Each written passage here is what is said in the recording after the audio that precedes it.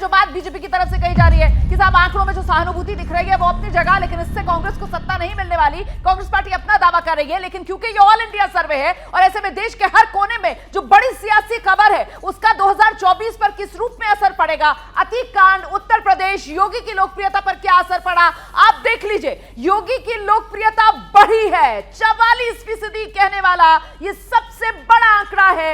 लोग ये मान रहे हैं कि अतीक कांड से योगी की लोकप्रियता बढ़ी, और योगी की लोकप्रियता बढ़ने का मतलब सीधे सीधे क्या बीजेपी के फायदे से जोड़कर नहीं देखा जाएगा? ऑब्वियसली देखा जाएगा। अगला सवाल अब आपके सामने ऑल इंडिया सर्वे का, जल्दी से ले आइए वो अगला सवाल, आंकड़ा आपको दिखाएंगे ऑल इंडिया सर्वे में। अगला सवाल ये, क्या कर्नाटक चुनाव में अतीक मुद्दा बनेगा? हां कहने वाले 35%, नहीं कहने वाले 32%, पता नहीं कहने वाले 33%। योगी आदित्यनाथ जिनके अतीक मुद्दे की वजह से लोकप्रियता बढ़ रही है, आज कर्नाटक में चुनाव प्रचार में गए हुए हैं। इमरान प्रतापगढ़ी जो किसी वक्त में अतीक के लिए कसीदे पढ़ते थे, उनको प्रचारक कर्नाटक में कांग्रेस ने बनाया। इसको लेकर बीजेपी आक्रामक है और 35% सबसे बड़ा आंकड़ा ये कह रहा है कि साहब अतीक कर्नाटक चुनाव में भी मुद्दा बनेगा। अब अगला सवाल आपके सामने रखते हैं, कर्नाटक में किसी को अगर बहुमत नहीं मिलता तो आपके हिसाब से क्या होना चाहिए? ये बेहद दिलचस्प है, इसको जरा गौर से देखिएगा। बीजेपी को विपक्ष में बैठना चाहिए, ये कह रहे हैं 26% अगर किसी को बहुमत नहीं मिलता। अच्छा, बीजेपी जेडीएस हाथ मिला ले, 20% कह रहे हैं। कांग्रेस जेडीएस को हाथ मिला लेना चाहिए,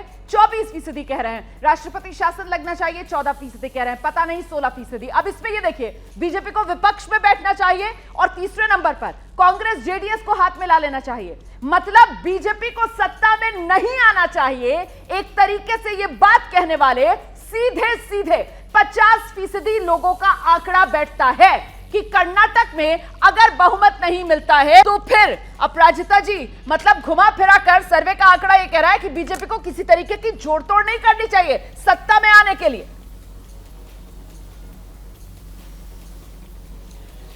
देखिए, ऐसा है कि हमने 5 साल काम किया है और हमारे आदरणीय अमित शाह जी, नड्डा जी वहाँ लगातार लगे हुए हैं, लोगों के पास जा रहे हैं, लोगों से मिल रहे हैं और हमारे स्थानीय नेता भी लोगों के साथ जुड़े हुए हैं। अभी कुछ दिनों में आदरणीय प्रधानमंत्री जी वहाँ जाने वाले हैं। तो ऐसा कह देना कि कर्नाटक में बीजेपी को सत्ता नहीं मिलेगी या बीजेपी विपक्ष में बैठे, यह बिल्कुल, मुझे लगता है, फिर से कहूँगी, अनुमान की बात है। हमारा प्रदर्शन बहुत अच्छा होने वाला है और निश्चित तौर पर हम अपने बलबूते पर सरकार बनाएंगे। वैसे हम किसी के साथ हाथ मिलाने से परहेज नहीं रखते। ठीक है। और अभय जी, आपसे मेरा सवाल ये कि कर्नाटक चुनाव में अतीक मुद्दा बनेगा, 35% इस बात पर मोहर लगा रहे हैं। अतीक का मुद्दा जो है वो उत्तर प्रदेश में योगी की लोकप्रियता बढ़ाने वाला मुद्दा है और वही योगी कर्नाटक में पहुंच चुके हैं। ऐसे में कांग्रेस अतीक के मुद्दे पर कर्नाटक में बैकफुट पर आएगी। अब रोमाना जी, भारतीय जनता पार्टी कर्नाटक में अतीत हो जाएगी। इसी बात से समझ में आता है कि प्रधानमंत्री जी चुनाव कर्नाटक में और केरला में रोड शो कर रहे हैं। 40% कमीशन की सरकार है। भाजपा का कार्यकर्ता प्रधानमंत्री को चिट्ठी लिखता रहा, संतोष पाटिल की, प्रधानमंत्री जी मैं छोटा कार्यकर्ता हूं, सरकार को छोटी सी सप्लाई की कोविड के साइन, मुझसे भी 40% कमीशन मांग रहा है। उसने आत्महत्या कर ली।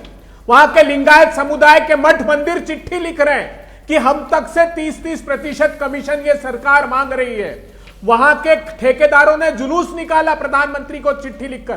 प्रधानमंत्री किससे बात कर रहे हैं? ईश्वरप्पा, जिस पर संतोष पाटिल ने आरोप लगाया कि इस मंत्री ने मुझसे 40% कमीशन मांगे और आत्महत्या कर ली।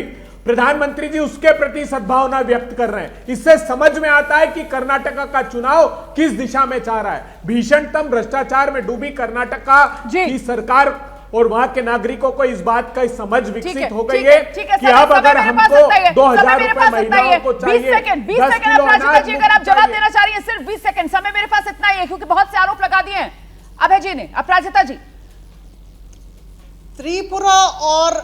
त्रिपुरा और नागालैंड में दूसरी बार भारतीय जनता पार्टी ने सरकार बनाई, गोवा में तीसरी बार बनाई, उत्तराखंड में दूसरी बार बनाई और उत्तर प्रदेश में भी 2 बार सरकार बनी है। लेकिन जब आप ये सब गिराएंगे तो फिर उधर से पलट कर कहा जाएगा साहब 2013 के 40 सीट। क्या मजबूरी है मेरी, बताइए। मैं अभी आपको बताती हूँ कि मैंने ओए होए होए होए नमकीन के चटकारे लेते हुए टकटकी मार के डिबेट शो को पॉज रिपीट कर करके देख रहे हैं जोगिंदर जी।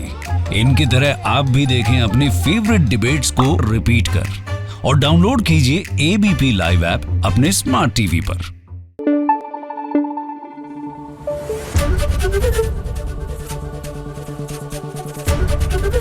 एबीपी न्यूज आपको रखे आगे।